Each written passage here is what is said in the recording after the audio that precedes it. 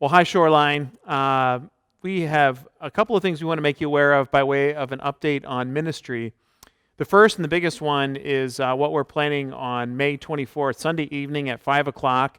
We're going to make an attempt to have our first regathering outside in the parking lot. We're going to do a drive-in, in-car communion service on May 24th, 5 o'clock Sunday evening. And we're pretty excited as we think about some of the things that we've bought in preparation to be able to broadcast over a radio station our time in a communion service. And so our thought here was that we wanted anyone who would like to be able to come out to a service. And because we'd be outside of the building in that context, it would be a safer context to be in. There's a couple of reasons why we started out this way, at least in car. One is that we want to be mindful of anybody that's in any kind of health risk situation. So wherever you're coming from in your background, everyone is able to participate if they come and stay in their car for a service that's broadcast over the radio inside the car. Secondly, if we do a service out in the parking lot and it's in car, the weather won't be a problem because we'll be able to do everything from under the carport as far as the music, and then obviously, as everybody's staying in their car, and if it's raining, it's not a problem. So that's the second reason. And then thirdly, we understand that technically that we are still under a gathering ban from the state, so we want to be mindful of that. But we're really happy to be able to announce that we're doing this on the 24th at 5 o'clock to be together for our first opportunity. So it'll be really basic. You pull in, we'll let you know the station to tune into, and we hope that you get there a little bit early, so that we'll be able to make sure everyone's accommodated to find a space. And then we'll start right away at 5, and it will be, I think, a somewhat abbreviated communion service. We realize it'll be a pretty unique service, but in preparation for it, we've bought prepackaged communion elements. The juice and the cracker won't be directly handled by any of us, but we've bought these ready-made elements, and we're going to put them in baggies with some other instructions. And our hope is that there'll be a safety sense that we build into the process. Of course, when those things are handled, even being put into the baggies, we'll make sure that we do that in a strict and clean way. And our hope is that as we do this together, that people will feel a sense of not only of safety, but we've been missing communion, and it's something that we can enjoy together. Now, if you want to be even more on the safe side, you can bring your own respectful communion elements.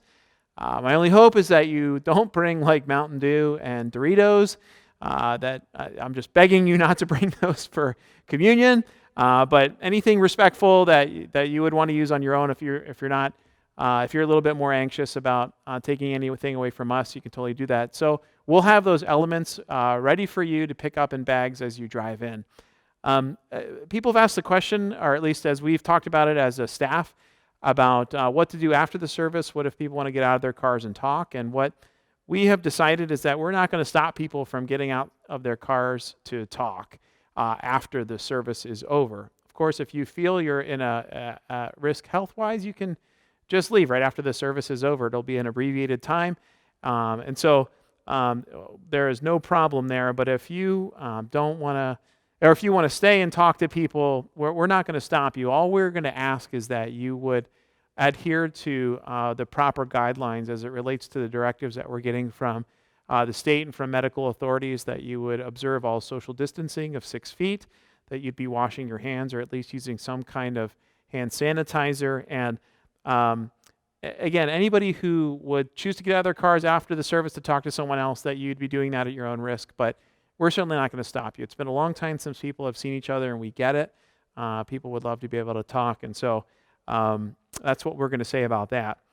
People have asked, at least as we've talked about it, the use of the bathroom, and we're abbreviating the service length so as to minimize the need for the usage of the bathrooms, but the bathrooms will be open. We'll have some guidelines as to the usage of the bathrooms coming inside the building, and we're not going to let too many people come in all at once, but at least on a person-by-person basis, we'll make sure that that's available for people to use if they need it. We're also abbreviating the service so that kids can come. And I understand for young parents it will be a tough call to bring kids out to sit in the car for another 30, 45 minutes or whatever. But we want kids to know that they are welcome to come, and we would love for parents to be able to come. In fact, we want to put a couple of things out there as well for kids to be able to do while they're in the car, while the service is going. So feel free to have them with you as you come. The thing is, we miss gathering with everyone, and we've been looking forward to a time. I've been really looking forward to a time where we can do this together as a church, just to break the ice.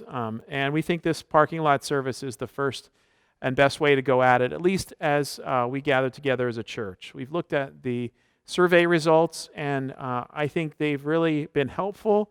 The input has been very affirming as to the desires of where you all are at least in large measure, and we think this might be a good first time to just break the ice to get going. So people, I'm sure, will ask, when is the next one going to be? And the answer is we're not totally sure. We want to see how the 24th goes first, see how well it goes in terms of how this thing gets pulled off.